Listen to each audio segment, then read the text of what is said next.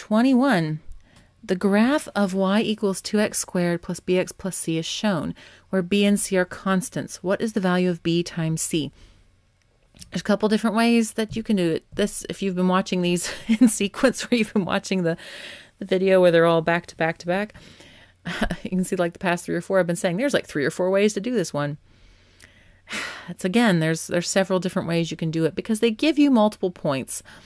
They give you 1, 2, 3, 4, 5 points here that you can play with.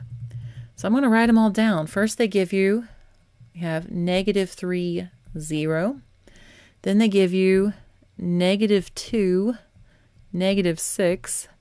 Then they give you -1, -8.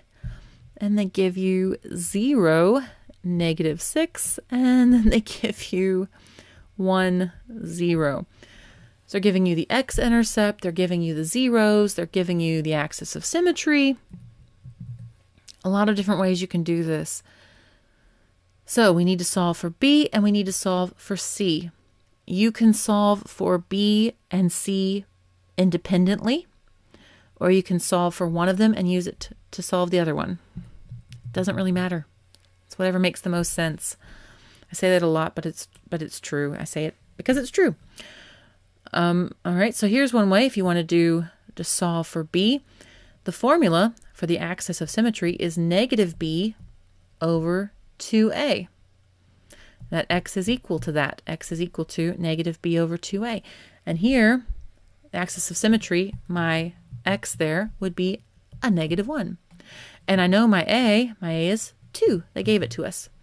So -b over 2 times 2 equals -1, or -b over 4 equals -1. So move this over. So I'm going to multiply both sides by 4 to get rid of that dividing by 4. And I get -b is equal to -4.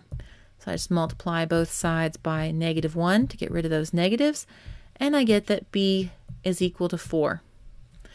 So, okay, so now I know b is 4. And I can solve for c, either using, I can use that b to help me solve for c, because now I know 2x squared, I know my b is 4x plus c is the equation there, is equal to y. And now I can use any of these points and plug them in here and solve for c. I think these two are probably the easiest, because if I plug 1 in for x, I just get 2 plus 4, and I plug in the 0 in for y, I get 2 plus 4 plus c equals 0. That's a pretty straightforward one. This one is arguably even simpler, where you plug in 0 for x and then -6 for y. So I'll get 2 times 0, or 0, plus 4 times 0, or 0, plus c equals -6.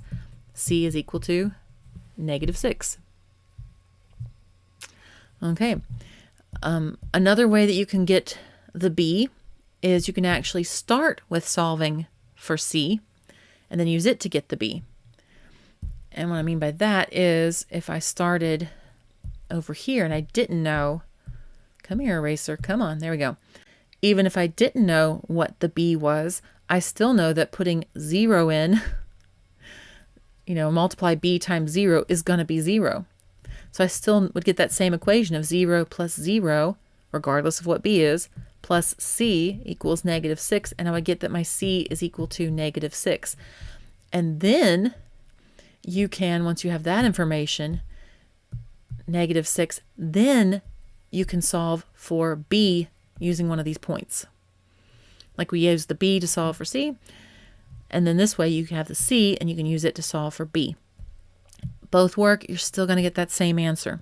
So like in this case, if I wanted to solve for b, I might go, okay, well, I'm going to use another point just to have a little fun with it. I'll say 1 and 0. Okay, so 2 times 1 squared, or 1, plus b times 1, plus negative 6 equals 0. So 2 plus b plus negative 6 equals 0.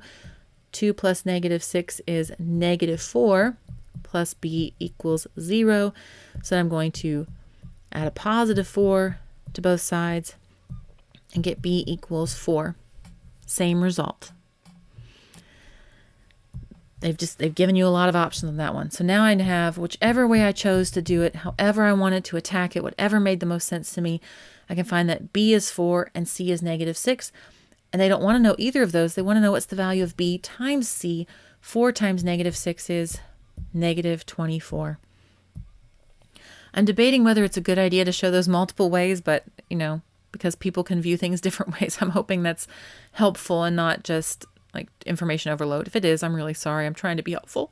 Hey guys, head over to my new site, mathwithalyssa.com, to get your free 10 video course of SAT tips and tricks. It covers things like how to make a study plan that's perfect for you, how to pace yourself during the test to get maximum points, and so much more. I'm super excited to get this out to you guys, and a lot more SAT prep help is coming for you in the weeks ahead. Again, that is mathwithalyssa.com. And if you liked the video you just watched, please let YouTube know. Comment, like, share, subscribe. You know the drill. Thank you so much for watching. Hope you have a great day. See you later. Bye.